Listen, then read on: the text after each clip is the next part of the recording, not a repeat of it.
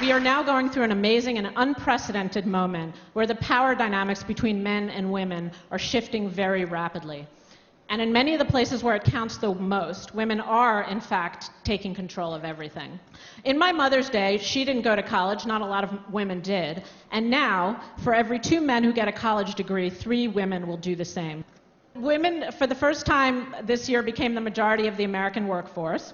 And they're starting to dominate lots of professions: doctors, lawyers, bankers, accountants. Over 50% of managers are women these days. And in the 15 professions projected to grow the most in the next decade, all but 2 of them are dominated by women. So the global economy is becoming a place where women are more successful than men, believe it or not. And this economic changes are starting to rapidly affect our culture, what our romantic comedies look like, what our marriages look like, what our dating lives look like, and our new set of superheroes. For a long time, this is the image of American manhood that dominated: tough, rugged, in control of his own environment. A few years ago, the Marlboro Man was retired and replaced by this much less impressive specimen, who is a parody of American manhood. And that's what we have in our commercials today. The phrase "firstborn son" is so deeply ingrained in our consciousness that this statistic alone shocked me. In American fertility clinics, 75% of couples are requesting girls and not boys. And in places where you wouldn't think, such as South Korea, India, and China, the very strict patriarchal societies are starting to break down a little, and families are no longer strongly preferring firstborn sons. If you think about this, if you just open your eyes to this possibility and start to connect the dots, you can see the evidence everywhere. You can see it in college graduation patterns, in job projections, in our marriage statistics. You can see it in the Icelandic elections, which you'll hear about later. And you can see it in South Korean surveys on son preference. That something amazing and unprecedented is happening with women. Certainly, this is not the first time that we've had great progress with women. The 20s and the 60s also come to mind. But the difference is that back then, it was driven by a very passionate feminist movement that was trying to project its own desires. Whereas this time, it's not about passion and it's not about any kind of movement. This is really just about the facts of this economic moment that we live in. The 200,000-year period in which men have been top dog is truly coming to an end, believe it or not. And that's why I talk about the end of men. Now, all you men out there, this is not the moment where you tune out or throw some tomatoes, because the point is that this is happening to all of us. I myself have a husband and a father and 2 sons whom I dearly love. And this is why I like to talk about this, because if we don't acknowledge it, then the transition will be pretty painful. But if we do take account of it, then I think it will go much more smoothly.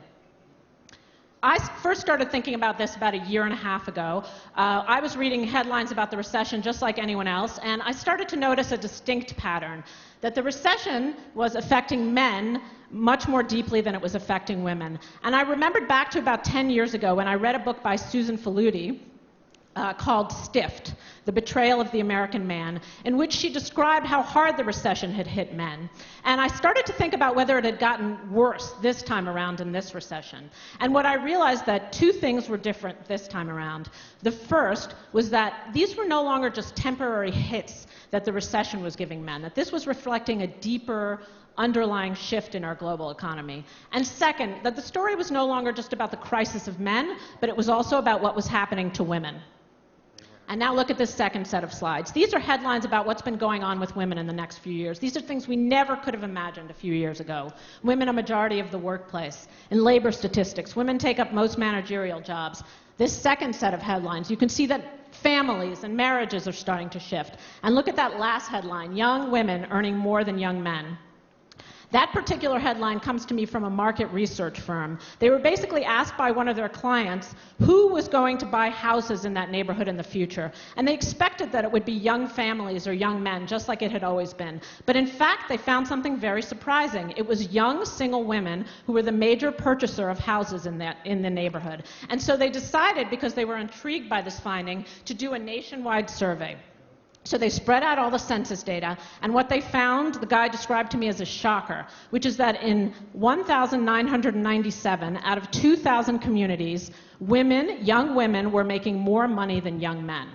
So here you have a generation of young women who grow up thinking of themselves as being more powerful earners than the young men around them. Now, I've just laid out the picture for you, but I still haven't explained to you why this is happening. And in a moment, I'm going to show you a graph. And what you'll see on this graph, it begins in 1973, just before women start flooding the workforce, and it brings us up to our current day.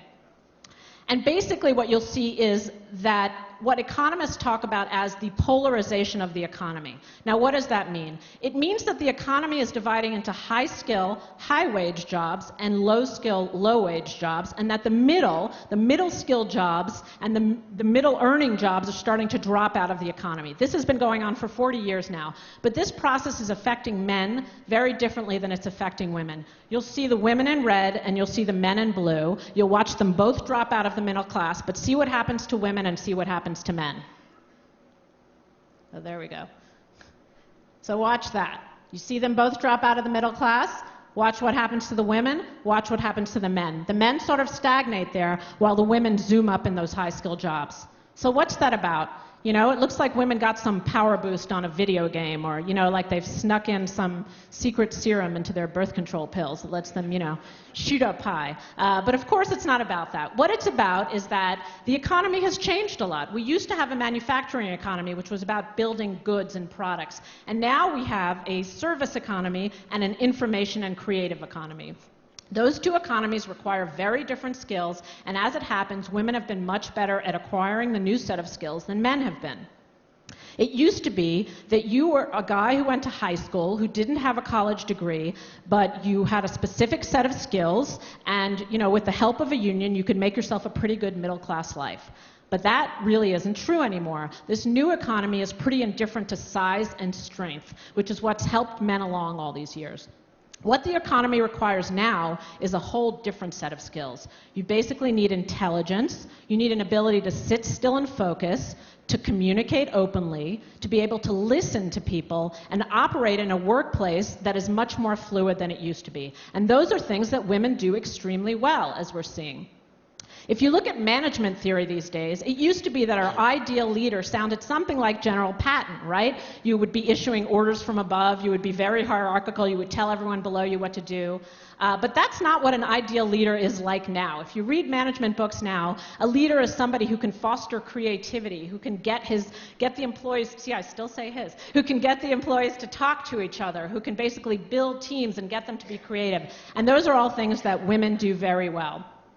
And then on top of that, that's created kind of a cascading effect. Women enter the workplace at the top, and then at the working class, all the new jobs that are created are the kinds of jobs that wives used to do for free at home. So that's childcare, elder care, and food preparation. So those are all the jobs that are growing, and those are jobs that women tend to do. Now, one day it might be that, you know, mothers will hire an out-of-work, you know, middle-aged former steelworker guy to watch their children at home, and that would be good for the men, but that hasn't quite happened yet. To see what's going to happen, you can't just look at the workforce that is now. You have to look at our future workforce. And here the story is fairly simple. Women are getting college degrees at a faster rate than men. Why? This is a real mystery. I mean, people have asked men, why don't they just go back to college, to community college, say, and retool themselves, learn a new set of skills? Well, it turns out that they're just very uncomfortable doing that. They're used to thinking of themselves as providers, and they can't seem to build the social networks that allow them to get through college. So for some reason, men just don't end up going back to college. And what's even more disturbing is what's happening with younger boys. There's been about a decade of research about what people are calling the boy crisis. Now, the boy crisis is this idea that very young boys, for whatever reason, are doing worse in school than very young girls. And people have theories about that. Is it because we have an excessively verbal curriculum and little girls are better at that than little boys, or that we require kids to sit still too much, and so boys initially feel like failures? And some people say it's because in 9th grade, boys start dropping out of school. Because I'm writing a book about all this, I'm still looking into it, so I don't have the answer. But in the meantime, I'm going to call on the worldwide education expert, who's my 10-year-old daughter, Noah, to talk to you about why the boys in her class do worse. The girls are obviously smarter. I mean, they have much larger vocabulary. They learn much faster. They are more controlled on the board today for losing recess tomorrow.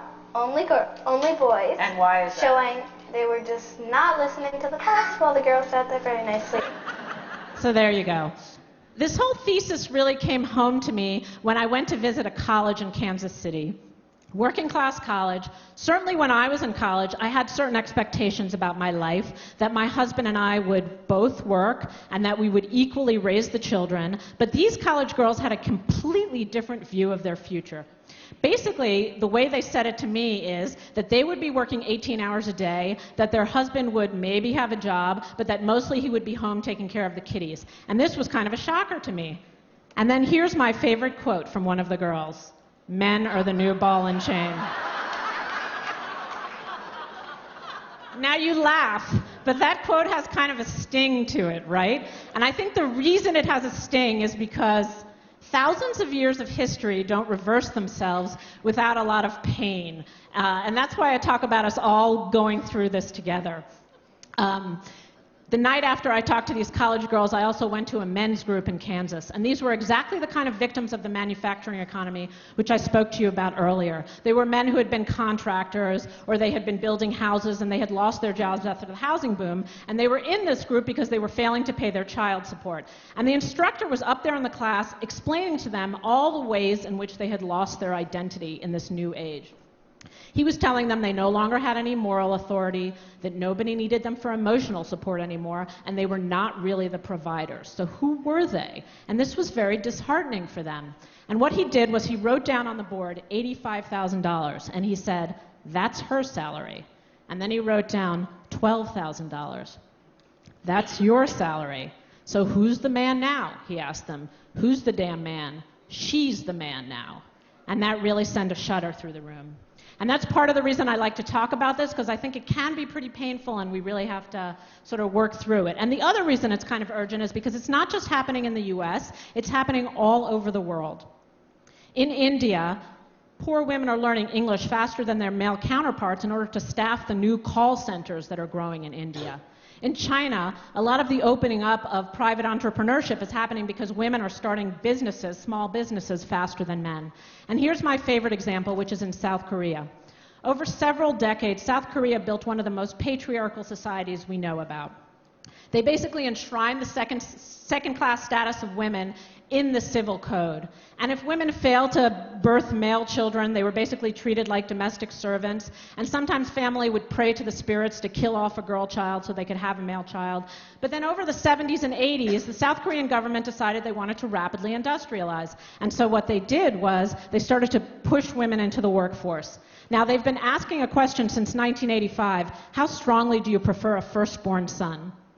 And now look at the chart. That's from 1985 to 2003. How much do you prefer a firstborn son? So you can see that these economic changes really do have a strong effect on our culture. Now, because we haven't fully processed this information, it's kind of coming back to us in our pop culture in these kind of weird and exaggerated ways, where you can see that the stereotypes are changing. And so we have on the male side what one of my colleagues likes to call the omega males popping up, who are the males who are romantically challenged losers who can't find a job. And they come up in lots of different forms. So we have here the perpetual adolescent. We have the charmless misanthrope. Then we have our Bud Light guy, who's the happy couch potato. And then here's a shocker. Even America's most sexiest man alive, the sexiest man alive, gets romantically played these days in a movie.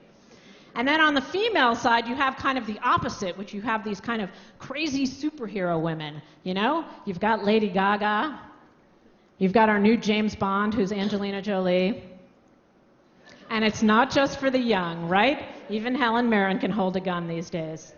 And so it feels like we have to move from this place where we've got these kind of uber-exaggerated images into something that feels a little more normal.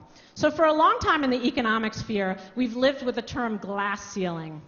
Now, I've never really liked this term. For one thing, it puts men and women in a really antagonistic relationship with one another, because the men are these kind of devious tricksters up there who've put up this glass ceiling, and we're always below the glass ceiling, the women. And, you know, it's like we have a lot of skills and experience, but it's a trick, so how are you supposed to prepare to get through that glass ceiling? And also, shattering the glass ceiling is a terrible phrase. I mean, that's what crazy person would pop their head through a glass ceiling? So the image that I like to think of, instead of glass ceiling, is the high bridge. It's definitely terrifying to stand at the foot of a high bridge, but it's also pretty exhilarating because it's beautiful up there, and you're looking out on a beautiful view. And the great thing is there's no trick like with the glass ceiling. There's no man or woman standing in the middle about to cut the cables. There's no hole in the middle that you're going to fall through.